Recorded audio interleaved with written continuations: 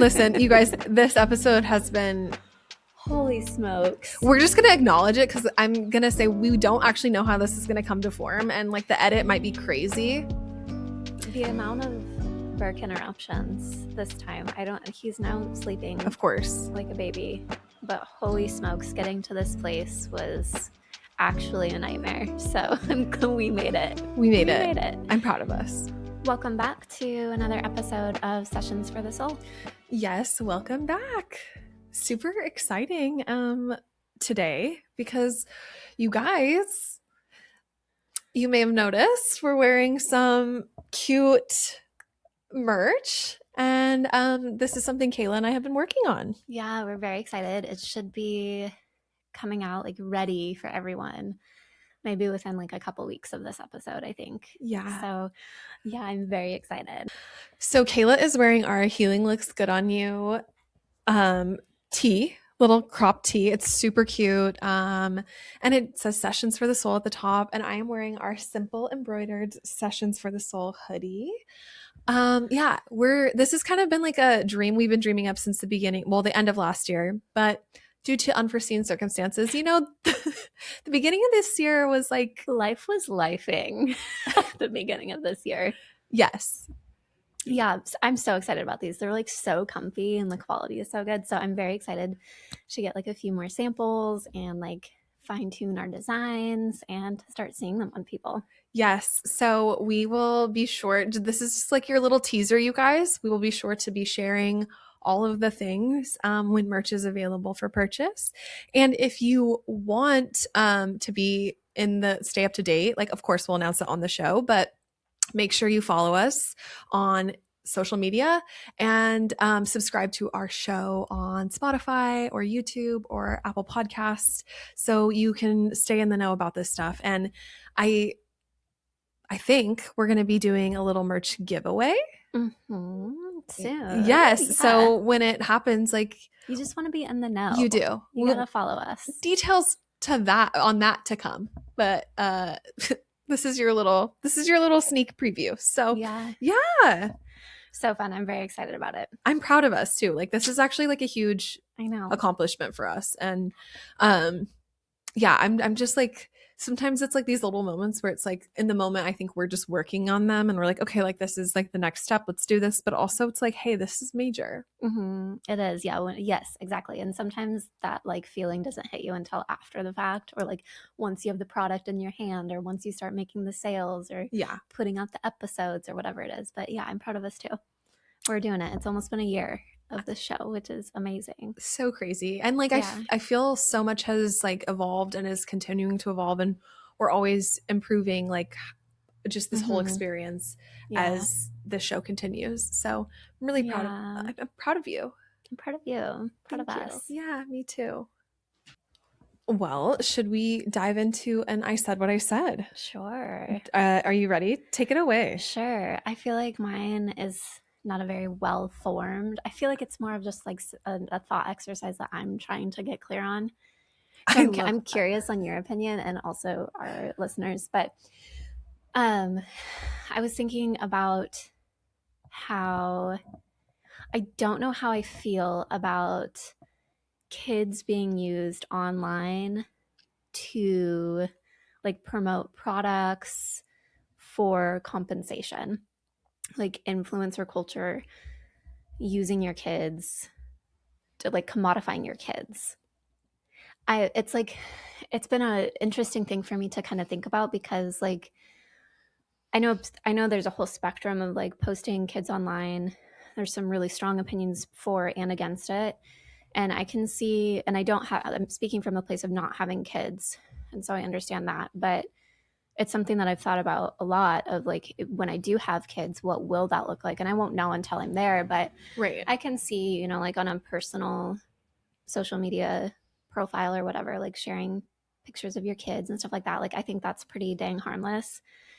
But the part where I feel maybe a little bit of like, there's a little bit of an edge for me is when there's social media influencers who are like commodifying their kids. That's the part where I'm like, I don't know. And so I've thought about that a lot recently. And then I was listening to a J. Cole song. And this is the inspo, guys. It's that deep. And there's a lyric that was talking about like pimping out your kids for views online. And that's a really dramatic way of putting it, but it feels relevant. I think that is, I mean, like you said, dramatic kind of way of putting it, but like, isn't that kind of what it is? Like, Mm-hmm. there's this like family like YouTube channel, right? Like it's like a family's account. I can't remember their names, um, but I've like heard about them on and off, and it's really crazy because when it comes to like child actors and child like musicians, there is a law in place that like protects the kids, and makes all of the financial earnings theirs.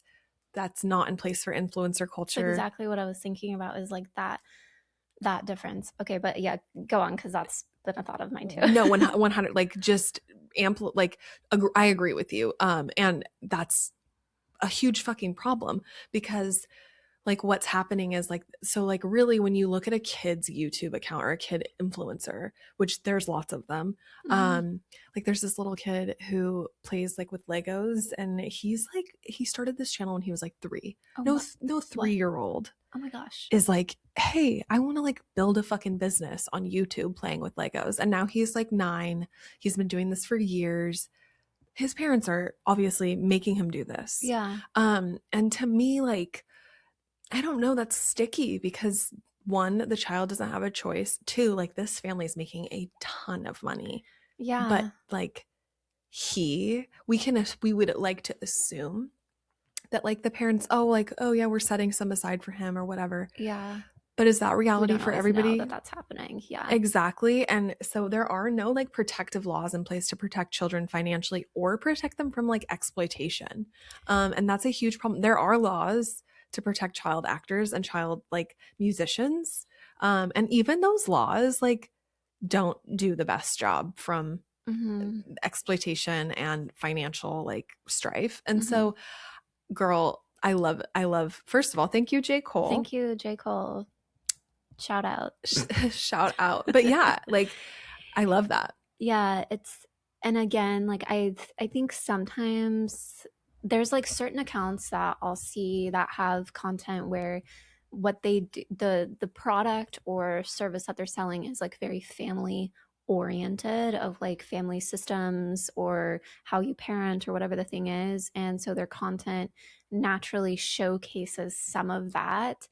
That for some reason to me feels a little better Mm-hmm. than, oh, I got this brand deal that happens to be a product for children. And so I'm going to like demo that product. And like my child is the one who's really kind of like promoting the brand or whatever it is. Or even things of like doing things to humiliate your children on camera for the sake of views and engagement. That for sure doesn't sit right with me. So I it's just kind of an interest we're in an interesting time in general with social media and being able to monetize social media, not just through like promoting your own stuff, but like brand deals and paid partnerships and all of those things. And so it's an interesting thing when minors are involved. Like it doesn't feel right. Yeah, it feels really exploitative to have children like be online in this way. I don't think social media is a place for kids. I don't think YouTube is a place for kids. Like that's a slippery slope, and I get it. Like, you know, this is a conversation I was having with my sister about her kids, and like they watch YouTube sometimes. And it's one of those things where she's like, I don't feel good about this. And when we have kids making content like or selling products or like, who are they selling to? Other kids. Like why are kids chronically online? And I Mm-hmm. actually saw this study the other day, because I was listening to someone talking about like how kids, I wish I could remember like the actual numbers or like the whole logistics of it, but this psychologist was talking about how the kids who are chronically online, like screen time like 4+ hours a day, some of her patients Mm-hmm. are on YouTube for 8 hours a day or more, Mm-hmm. and like as young as 4. And these kids don't know how to play with toys. They do not know how to play with toys. Like when they take YouTube away and they sit down with a toy, they don't know how to play with toys anymore. And they don't know how to, like, they literally don't know like how to Mm-hmm. like be use their imagination or be creative or like explore in that way.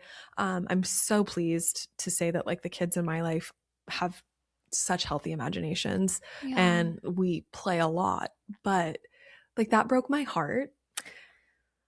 I'm I just wonder like where's the line, and because that to me feels neglectful and like borderline. Well, yeah, I guess neglectful is maybe a better word than like borderline abusive, but like when your whole childhood, like you're being raised by a screen and your social development is delayed, I like your language development, your cognitive development, like all of the developmental markers are being delayed because your parents just putting a screen in front of your face. Like that's oof. Yeah. Totally. And she talked this psychologist was talking about when they remove YouTube or like when they try to take it They away. don't know what to do. That's Well, crazy.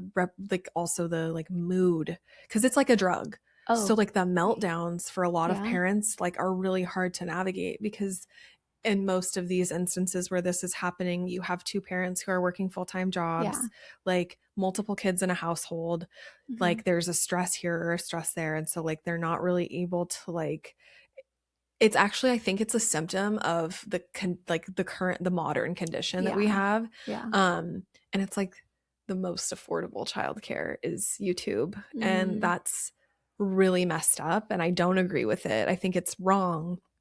But I also see that like people don't, like a lot of people don't know about like Mm-hmm. this stuff, or don't see like, well, this just, I watched TV as a kid. This is their like cartoons.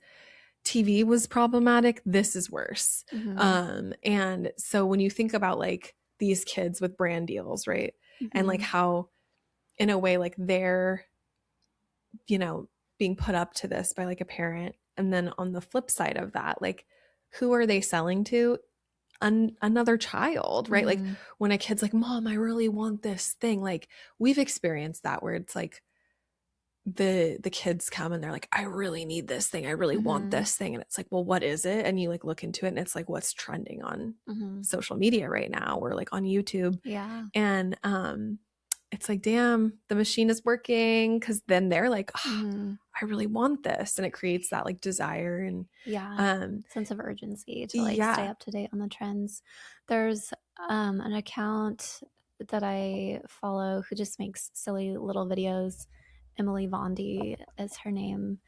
And she shared, this was maybe a year ago or something, but I remember it because I was like, oh, that's such an interesting approach to this. She is a huge account and got a brand deal with like a big diaper company. She has a lot of kids.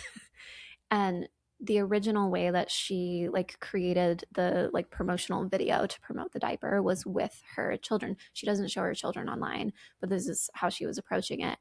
Ended up scratching it, and I don't know if she like canceled the brand deal or if she just did something completely different. Like she got really creative on how she was promoting a baby product Yeah. without displaying her children because it felt yucky Mm-hmm. to involve her infant in a brand deal Yeah. with millions of people viewing that you like don't know who they are. So yeah, it's just an interesting, we're just in an interesting time.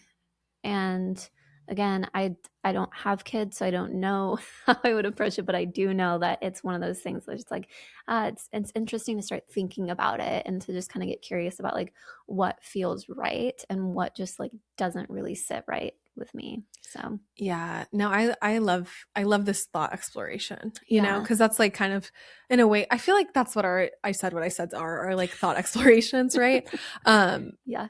but I agree with you, and I totally know where you're coming from. It is weird. It's like a weird thing to explore, and I think if the we got to ask these questions now, because if we don't, we're just going to keep going down the road of like, Mm-hmm. as a society, as a culture. Yeah. And hey, J. Cole's a poet.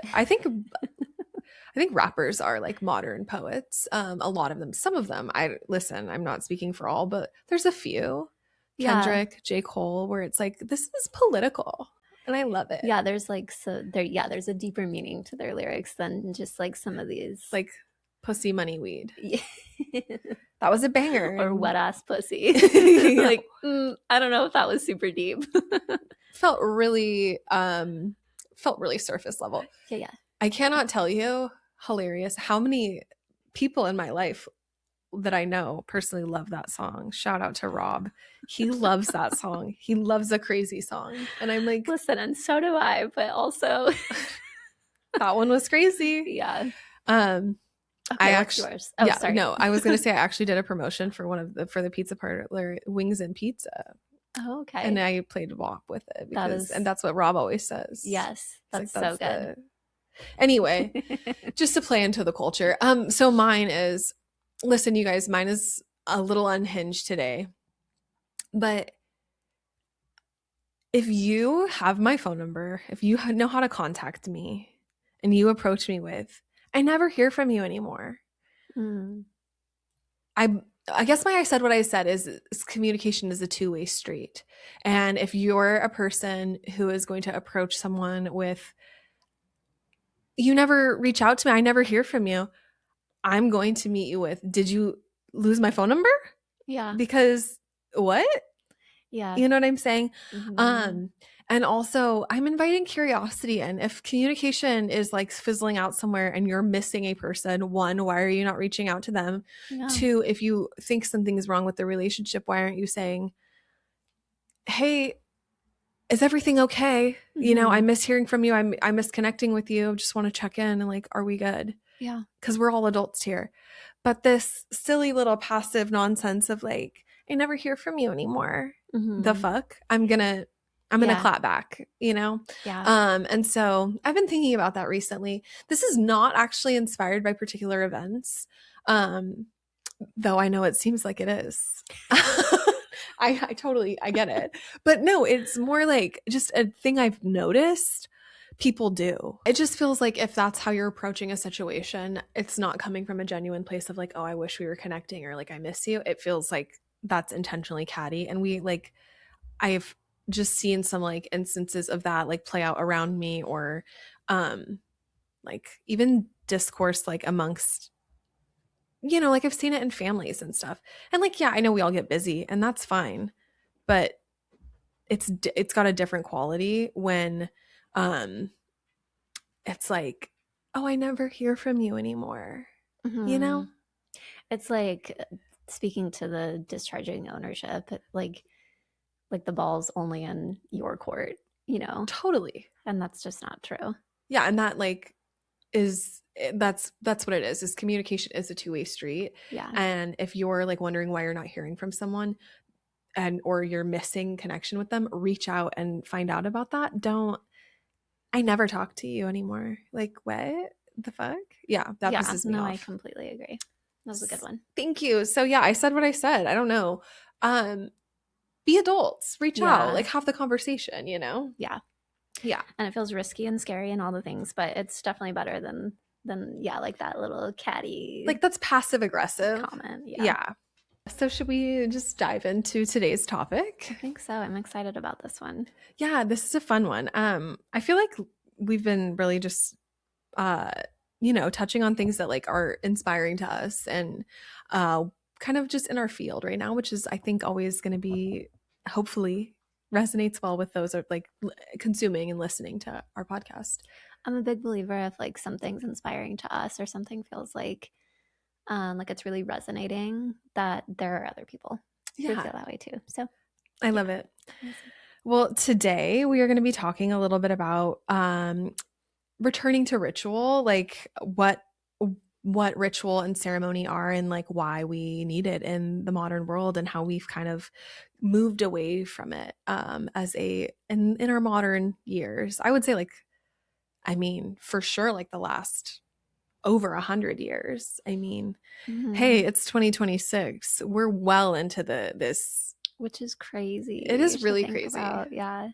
100 years ago was still 1926. Oh my goodness. I For know. some reason, that feels weird. It does feel really weird. I think it's because we were born at the end of the century. I Mm, was thinking about this the other day. hmm. Like, we were born, my niece said, well, you were born in the 1900s. And I was like, the 1900s to me is like 1905. Yeah, not 1995. Yeah. I'm like, I was born in the 90s. Yes, But that's so also, funny. yeah. Yeah, but that's true about probably the last century. We've really moved away from ritual and ceremony, or it hasn't been like as big of a part of our life Yeah. And the as it once culture. was. Yeah. Yeah. Yeah. So we wanted to start with just kind of sharing like what the definition of ceremony is, and kind of also making some key distinctions between like ceremony and ritual, because we're going to be exploring some different things in this episode today. But um, essentially, ceremony is a formal, structured event or series of actions or a set of rituals performed to mark special, significant, or traditional occasions. So this can be as like specific as like weddings, funerals, birth ceremonies, things like that, and um as like more broad as to be like spring equinox or winter solstice or things like that. And so there's kind of like this, those are earth events, so those are also big, but they're less like individual focused. Mm-hmm. And so there's like all sorts of different things kind of playing into these things. And it's essentially like it involves establishing like social or religious uh conventions, and it can kind of represent cultural expression, right?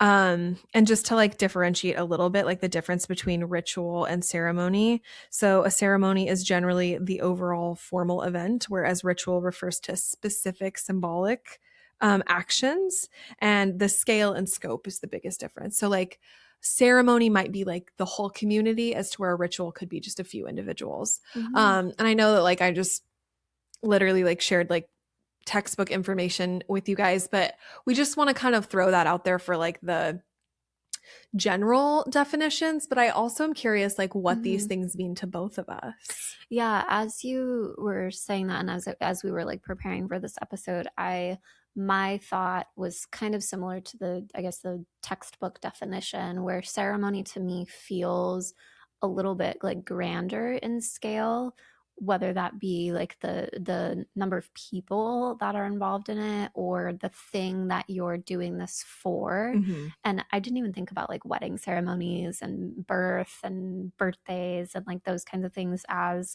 a form of ceremony in a way. I mean, you literally call it a wedding ceremony, right? Yeah. And so, yeah, it seems like a bigger scale and with something specific in mind. Like we are celebrating this thing or having a ceremony for this thing, Mm-hmm. versus ritual to me feels much smaller scale, and the possibility of it just being very individual. Like it could be your own kind of sacred thing that you're doing, where it's not for a specific event or Mm-hmm. thing that you're like celebrating, if that makes sense. Yeah, totally. A ritual can be like, oh, I'm just going to do a ritual tonight to like ground in, or to, Yeah. like sync to my cycle, or, you Yeah. know what I mean? Like it can be a little bit more personal. Or, or, uh, in the context of like, the moon, like I sometimes do rituals like depending on what the moon is doing or whatever. But like a ceremony, yeah, I agree, like like a funeral is such an interesting thing to think of as a ceremony, but it really is like a Mm-hmm. death ceremony. Mm-hmm. um Yeah. yeah, and so I think we're very similar in our understanding of those things, and it is kind of like the whole, like the community or like the extended family versus like the individual or like the localized family or like the small group Mm-hmm. of people gathering. Yeah. Because you can do ritual with other people, it doesn't have to be an individual act, right? But ceremonies feel like we're inviting like Mm-hmm. everybody. Yes. that we Much know. bigger scale. Yeah. Yeah, exactly. So that's just to give some context. And I think, one of the things we're going to explore is like, what is ceremony in the modern world? Like, and what does that look like? So it's interesting because we do have ceremonies and we do have rituals that we all participate in. And I Mm-hmm. know we've done an episode about this before, like about rituals Mm-hmm. before, but the reason we wanted to talk about this is because one of the things and like the themes we've noticed in our own lives, just in the world around us, is like we're really missing community in a Mm-hmm. way that I don't know. I feel like every year we get farther and farther from like the community. And I'm not talking about like our individual families and our like small communities. I'm talking about like the village, Mm-hmm. and you don't have to be best friends with everybody, and like Mm-hmm. that's not what I'm saying, but I think community is so important, and now more than ever we actually need to like nourish the community and nourish our own communities, nourish each other, Mm-hmm. cuz we're moving into like, you know, I think all times are unprecedented times. I really do. Yeah, I don't think there's ever like I don't think times have ever been precedented, okay? that's right. but but I do think that being able to like care for your community, or just like people, we're kind of in and we tend to not like really talk about this kind of stuff on here for we both know why. But like the world is a little crazy and there's a Yeah. lot going on and people are struggling. And so with all of that happening and like all of that heightened stuff, there is a reality of like, hey, we might have to rely on community more than we've had to in a long time. Mm-hmm. And when we think about like gathering or um, just coming together, I think it's a bummer that as a culture, it takes the like shitty thing to make us think about that. Like, why are we not just doing this? Because it's like Mm-hmm. part of our nature. It's part of like our ancestral like right is to like do ritual, is to have ceremonies, is to connect, right? And so in the modern world, like, what does that look like and what does that mean? Yeah, no, I think it's a good thing to think about. You know, all the things that you just mentioned are so important to think about of like why is it that it takes something that like a really hard time in the world. I think about natural disasters, like that's just something that's coming to mind right now of like when that happens, communities come together in ways that are just like so powerful, so powerful. Mm-hmm.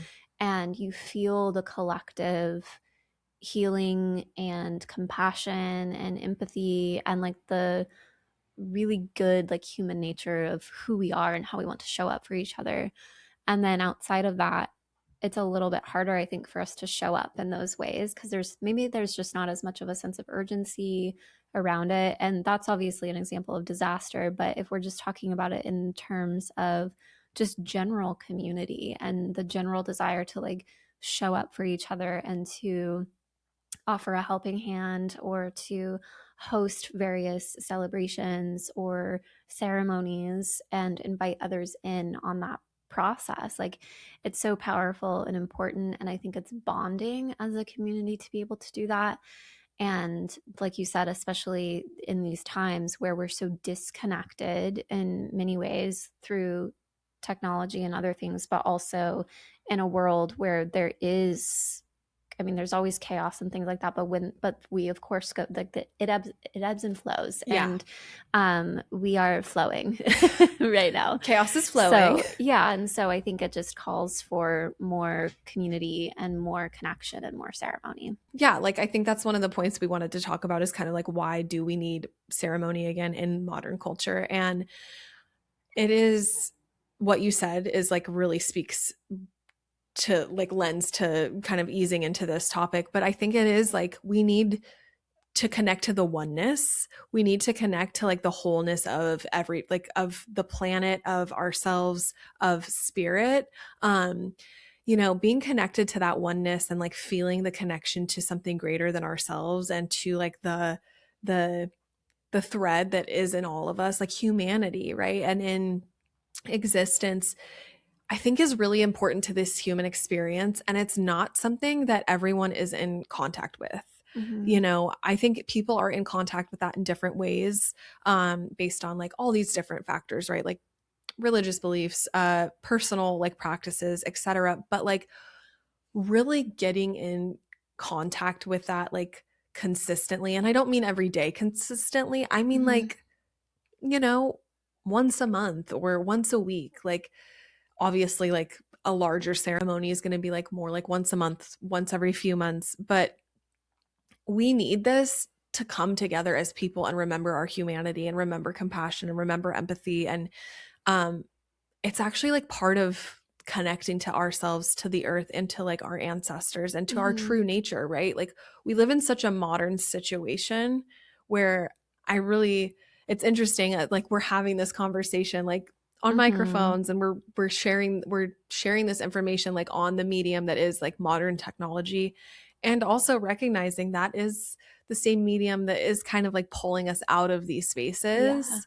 So there is like the irony is not lost, right? Like Mm-hmm. on us. But I think it's a really important thing, to just have ceremony again. I think so too. And to also, I'm thinking about how maybe in like the busyness of life, or we're all stressed on some level or just trying to make it, or just all the different factors that go into that, but still having reasons to actually celebrate and to come together, whether that be through like the birthdays and the solstice and equinox and what just all the things, whether it be through community or earth, having things to actually celebrate and like placing an importance on those things and using that as a way to come together, I think is so valuable and something that we don't do. It's something I don't do often, and can sometimes look at it as like, oh, that's just like an extra thing, or like I don't really have the capacity for that, or I don't have the energy, or I don't want to have to like put together a big thing or whatever it is.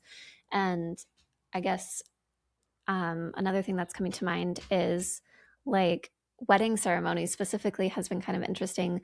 The modern thing now is elopements, right? And no shade to elopements. I think they're beautiful. I think it's so special. And, having a really small scale celebration can be really beautiful, even if it's just the people getting married. But it is kind of an interesting thing. And I think it speaks to the culture of we're spending less and less time in big celebration, big gatherings, big ceremony. So Mm, it's just a curious thing. very curious. Love that you brought that up. I had not even thought about that, but I think that is like a, like you said, like I think an elopement is super cool. Love that. Whatever Mm-hmm. feels right for the individual. But I Mm-hmm. do think it is kind of like symptomatic to the like Yes. condition of like what we're experiencing. Yeah. So yeah, super curious. While you were saying that too, I was kind of thinking about like how like the busyness of life factor. The reality is these things aren't convenient. It's not convenient to have like a big birthday celebration. It's not convenient to have like a wedding.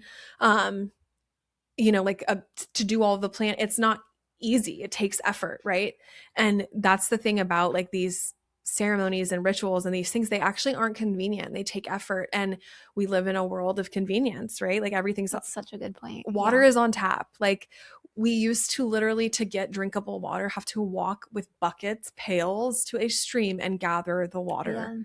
Yeah. And now we turn on the faucet and it comes out. Yeah. And I think that that just like speaks to, sort of some of the disconnects we have as modern people, um because really we're so comfortable, because the last few generations, I don't know the exact amount, but like have this has been our reality and our normal. Technology has like surpassed what we ever anticipated, and Yeah. because of that, things are pretty easy and convenient. And you know Yeah. we used to have to hunt and gather for food, or like farm our own food. We Yeah. go to the store and buy it, right? And so just with all of that like being held in the context of this, like it actually does make sense why like some Mm-hmm. of these things are removed, and we can acknowledge and be like, okay, yes, and also how do we bring more of this back in, and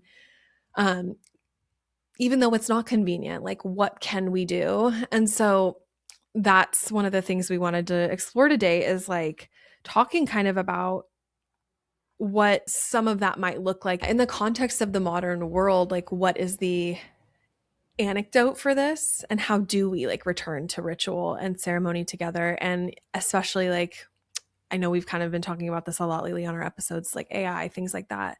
But like, what in my mind, the anecdote for like this modern situation is more natural connection. Yeah, I agree with that. Like we do keep bringing it up, but I think that's because it's so front and center in all of our lives right now. And I like the idea of like the anecdote because it's like this is part of our life. This is something that is influencing the world and our connections and how we do life as a whole. How do we work with it? Mm-hmm. Knowing that it's like it's here to stay and it's going to keep evolving and changing. And so one of the really easy things is like you just said of like how can we return to nature and ceremony and community and real human connection and connection with the earth, and looking at it as an opportunity instead of something to be like um what's the right word? But like being like so afraid of like AI or like so doom and gloom about the whole thing. Like we actually could use that as an opportunity to return to a lot of these really beautiful things. Absolutely. Yes, like, oof, really important thing you just said. Like, and because I think a lot of people are approaching this of like, we have to stop this. We're past that. Way past it. We can't stop this. Yeah. But what we can do is like crowd in things that help us stay connected to our humanness and our human nature and humanity and the earth and what's natural. Mm-hmm. Like and that's where like this kind of thought came from for me, is like the anecdote for the like technology is each other and community and these really powerful spaces. And so yeah, just love that you said that. So important. Some examples of ritual that we're going to explore, just kind of give context for our listeners. Maybe if you're listening to this and you're like, you know what, like I really feel this desire for community or connection, or um, to like have ritual or ceremony in my life. What does that look like? Like, what does that even mean?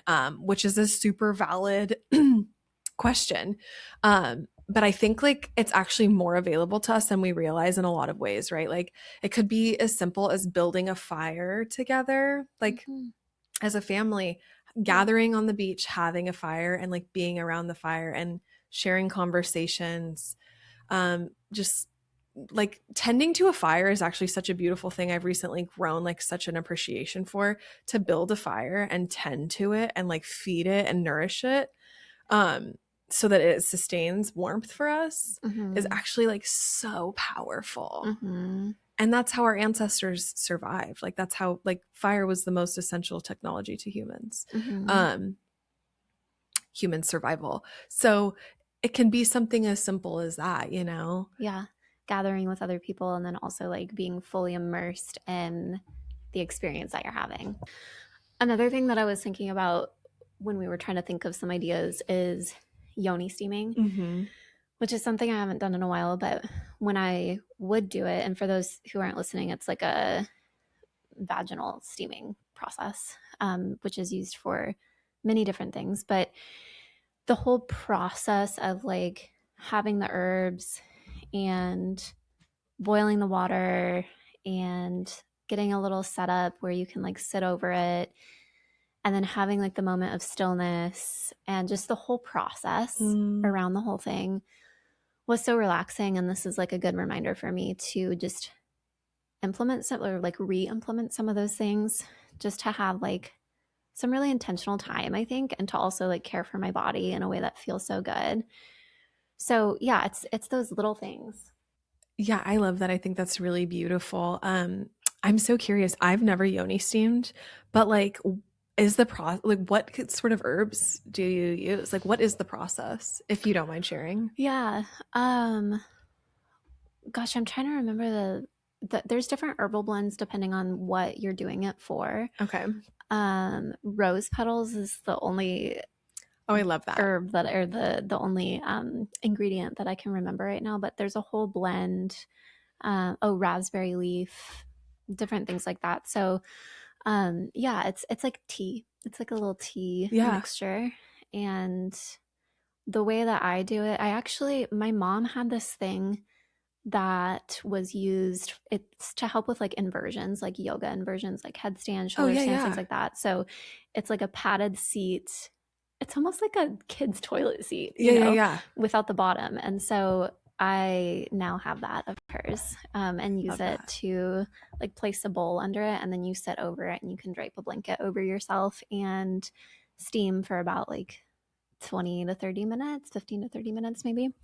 And it's just really relaxing. I love that. That's so beautiful. Yeah. And I think this is like a great example of like a personal ritual or ceremony that like is for intention, but it's also really nourishing. It's connecting you or connecting whoever to the like oneness, to the like it's connecting a as a woman, like I'm thinking about how beautiful this is to like connect to the womb space, Mm-hmm. to like care for like whether, like you said, there's like different purposes for it. So like I imagine like part of that would be like our cycles and things, Mm-hmm. connecting us to that like bigger thing. Yeah. Um Like preparing, like people will use it. I've used it for like to support ovulation, but also for period support. And so it is nice to have like that ritual and the visualization too of like the steam like entering into your womb space and like preparing the uterine lining or mm, whatever it is that you're doing it for. And so yeah, it's a nice practice, and I think it does speak to like the individual nature of what ritual can look like. I love that. That actually I'm like so curious. I'm like, I wonder if I should explore this. I bet Yeah. it's just also nourishing, right? Yeah. Yeah, that's I love that example. Another example would be um, we I think, sorry, you guys, I'm pulling up my list. Oh yeah, like making meals together. This is something that was on when we were talking about this, like what are some examples? Um, like cooking is like super ceremonial or ritualistic in ways, especially if we're doing it with intention. So like I think a great way to like have ceremony as a family, like not necessarily the community scale, but the like family scale Hmm. is to cook together, like Yeah. build something together and then sit down and share it. And like the ceremonial part is like the ritual is almost like the preparing the meal, and then the Mm. ceremonial part is like sitting down and sharing this nourishment, Yeah. like really like intentionally being like, wow, this is so delicious and like so Hmm. nourishing, and I am connecting to like my body as it's like taking in this food for sustenance, and I'm also connecting to the people I love, and like we're sharing this together. I Hmm. think that's such a lost art Hmm. um in the modern world, to share to share that nourishment together. That's such a thing I love. Sometimes it feels like a chore and it can feel like a huge like task, Yeah. but if you would, and I'm not saying every time it needs to be this way, but like once a month, if it's like we're going to do this thing together and we're going to like really intentionally have this time, and maybe invite like friends or family or other people in to like share this thing with us, Yeah. that can be really beautiful. And that's a great way to have in the modern world, to like bring ceremony and ritual into your home. Yeah. It's like the lost art of Sunday dinners as a family. Like Yeah. bring those back. Yeah, Just a absolutely. once a week, like getting together as a family, being fully in the experience, having fun, prepping dinner instead of looking at it as a chore. Mhm. Yeah, I think that can be super powerful. Yeah, instead of like the what are we going to eat tonight, or like what are we going to do for dinner tonight? It's Yeah. like it's just like a more thought out Hmm. experience. I love that. The lost art of Sunday dinners. Yeah. One of the things that's not on our list, but because we've talked about Earth a few times in this, is something that I've been doing recently. I heard, I don't remember if it was a podcast or a documentary or something I was watching or listening to, but they were talking about, they live in Peru and like near the Amazon forest. And they're talking about one of the rituals that they do is, I think they would drink some of the river water, and as that like evaporates from the sweat on their skin and then gets taken up by the system, and you may know about this. Um, and so I loved the visualization of that, and something that I've been doing inspired by that just when I go to like the beach or a river, any body of water, is like the intentional act, I've always loved like getting my hands wet in the water or a part of my body wet. But the visualization of as that water evaporates from my skin, it being taken up by just the earth as a whole Mm-hmm. and then put back into the body of water or through rain or whatever it is. Yeah. That I think is such a simple act of ritual and connection, and it speaks to the connection that we can have that's so simply available to us, to like between us and this earth, but also Mm-hmm. that it doesn't have to be this big performative thing. It can be so small and no one even knows that you're doing it. Like it can be that Yeah. small. I love I love that so much. That's so beautiful. It's like the reciprocity, right? Like Yeah. I am getting this thing and then this thing it's going back and it's all just like the circle of life, Yeah. right? No, I love that so much.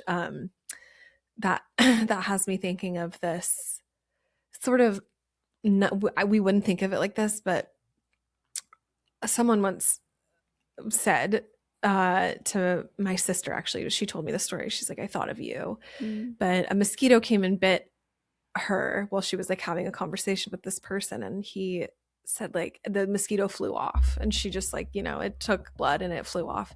And he was like, isn't it crazy that like that being is now carrying like millions of parts of you and like millions of parts of other things, and it just carries it off into nature, and like we're all part of this thing. And I was like, gosh, that's so beautiful, because we think of like, I mean, nobody enjoys being bit by mosquitoes. I personally like, I mean, I don't know if we've ever shared our mosquito story on here. Oh my God, we need to. It'd be funny. We need to, because that was actually fucking insane. um, but oh my God, you guys, that's, I don't know, for another time, but we'll make a note about this. But yeah, that was a horrible experience. And I think in the moment we were like, fuck, like this is terrible. But like also at the same time, kind of beautiful. Like, Yeah. hey, Someone who's listening is like, yeah, girls, that's how diseases are spread. But I'm with you. I think it's beautiful. you guys, God damn it. No, I'm just kidding. That is so funny, Kayla. And you know what? We're just trying to romanticize. I'm romanticizing the West Nile virus. Okay. Or Zika or whatever. Yeah, Zika virus or whatever. By the way, like the West Nile virus stressed me out so bad as a kid, because it was like on the news and everybody, mosquitoes, and it was a big deal. Yeah, back when like my parents just had the news on all the time as I was a kid. Oh my God, this is so funny. Hilarious. Yeah. Well, okay.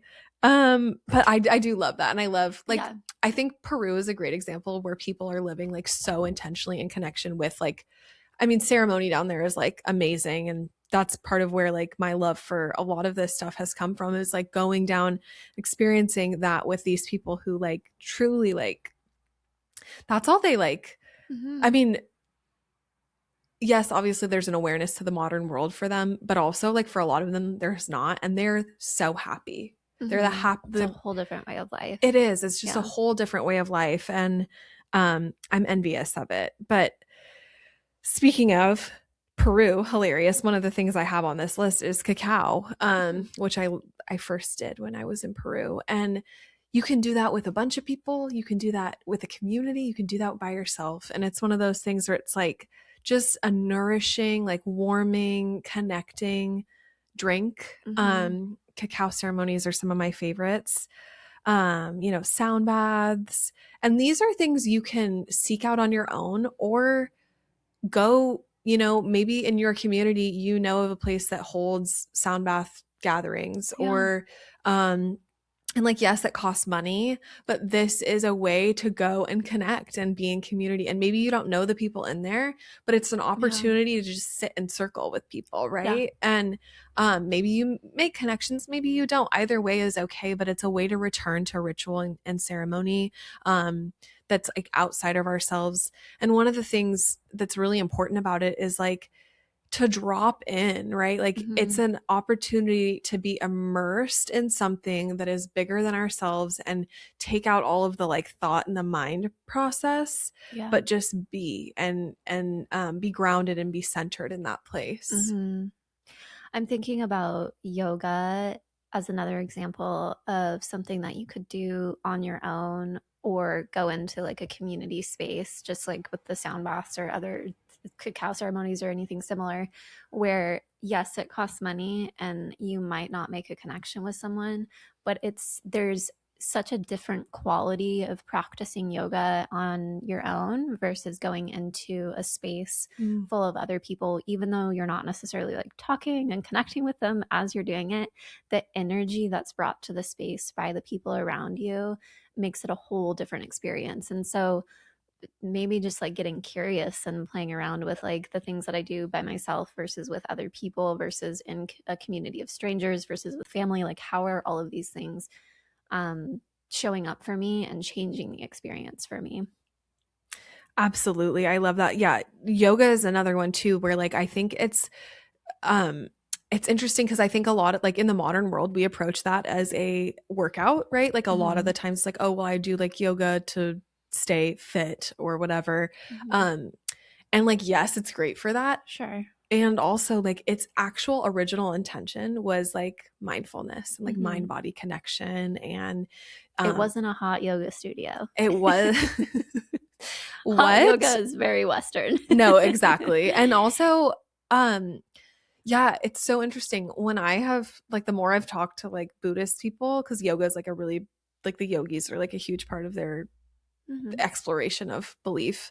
But like the thing I love about Buddhists is they're like yeah, like the yogis say this and then they're like but also they could be wrong. We have no idea. Like we actually don't know anything. And I'm like I found my people Yeah. because they're Yeah. literally like, yeah, they're like, oh yeah, like we believe this, and it's like usually something super beautiful and amazing, and then they're like, but who knows? Yeah. And I'm like, exactly. Yes. Who knows? None of us. No, it's But true.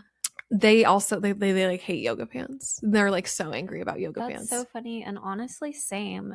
And I own them and Oh, I do same. wear them, but I wish I need to find like an alternative, like a functional alternative that's not tight. Yeah, I hate so tight that's their clothes. thing is that like it shouldn't be tight. You should be Yeah. doing yoga in flowy like Yeah. clothes, like linen, you know, like Yeah. and or cotton, like Yeah. flowy, like breathable material. And Yeah. I was like, wow, that's so interesting. And they like really have it out for Lululemon.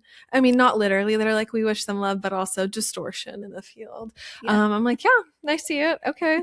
And also like polyester, that's a whole other thing. But Yeah. yeah, pretty bad stuff.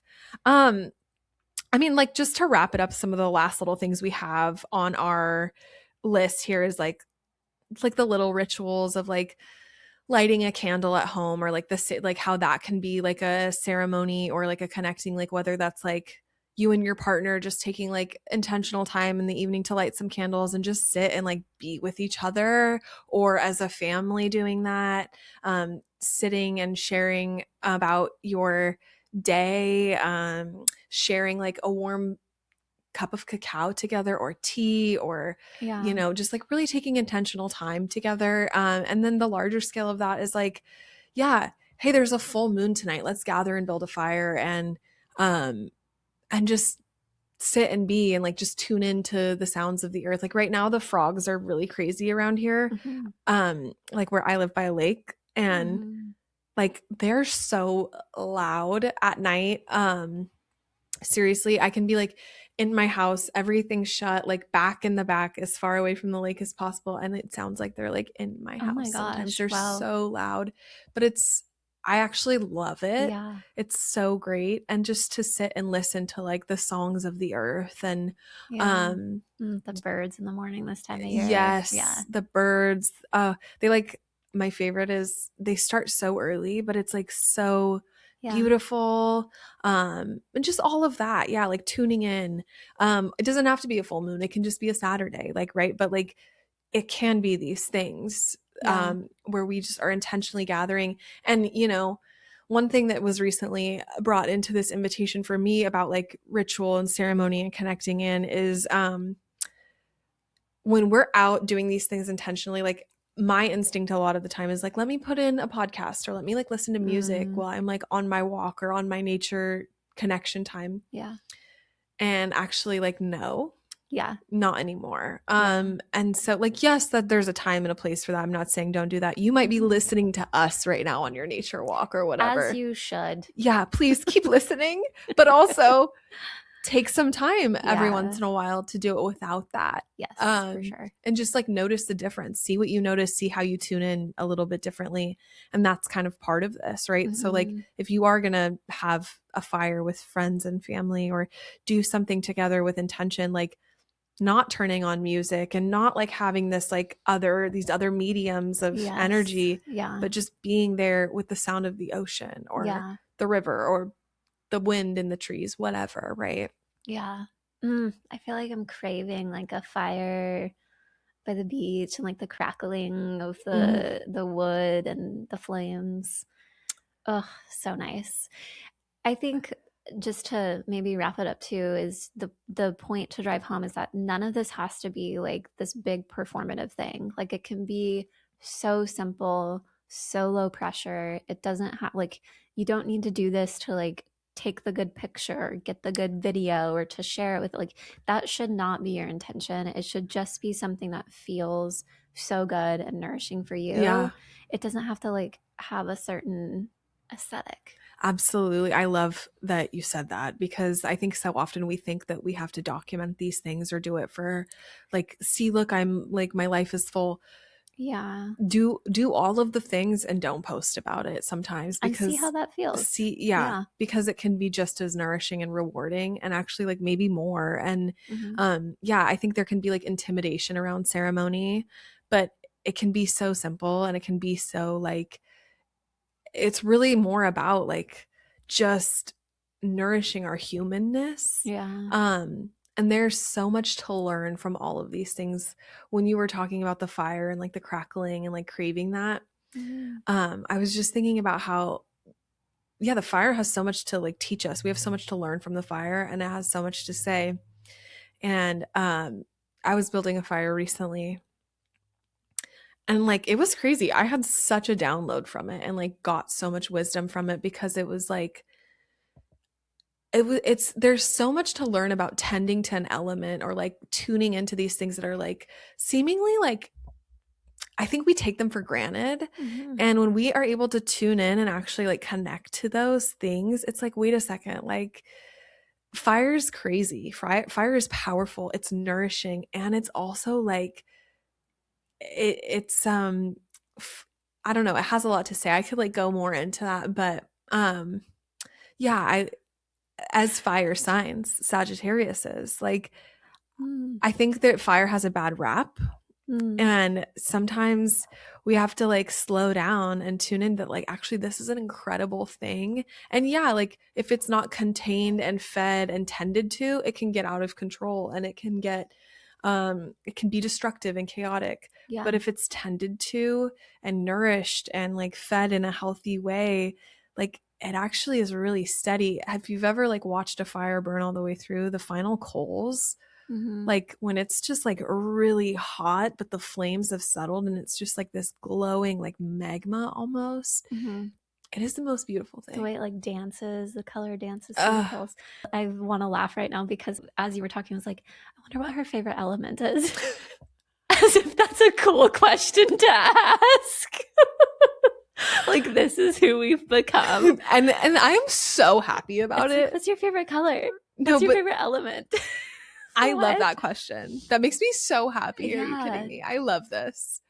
So fun. I don't know if I have a favorite, by the way. Yeah. Well, it sounds like fire's a Fire is cool a one. special one because Yeah. you know what it so literally I'm gonna just tell you, so tending to this fire actually like was part of tending to myself because I think Yeah. I've like hated my fire for a lot of years, like I thought it was Mm. this bad Hmm. thing that I'm like this chaotic fire being. Mm. And then like tending to this fire I was like, oh wait, like I just have to like contain and tend. Mm. And I'm like this. That is so beautiful. What? Thank you. It was really powerful. Yeah. That happened when I was in California. Okay. I know. So beautiful. Yeah. Yeah. So the fire's special to me Yeah. because it's like a mirror. But I love water and I love earth. I know I love it all too. I feel drawn to water. I Mm, think like the how it's so soft and flowy, but also so incredibly strong. Like yes. I love I think it's so cool to look at like canyons and different spaces wow, this is crazy. No, I love it. But just how powerful water is, because you look at it and it's so like soft and flowy and beautiful and almost feminine and all these things, but the way that it just carves through the earth. Yeah. Or like, because we live on the ocean, just looking at like the vastness and literally how much it, like how quickly it can take from you, but how much it can give too. Like I think it's so beautiful. Oh, absolutely. Like sometimes the sea is raging. Yes. And other times it's like glass. Yes. And it's like, it's so the polarity of it all. Absolutely. And the alchemy, like canyons is like where earth and water like alchemize to like create. I mean, you're like, this is like what I fucking do in my spare time, by the way. Well, I love it. This I love is it so much. You're like speaking my language. I don't really talk about this stuff with a lot of people because I am fully aware that like people are like, yeah, cool. But another thing I was thinking about is how water comes to us in so many different forms, right? Like water, like clouds are water, and like rain and rivers, and it's all so good. Yeah. Oh, I love it. Yeah, the elements, I've been like hanging out a lot, and I am, you guys, it's getting crazy out there, but the elements are super powerful, and it's a great way to connect to the oneness.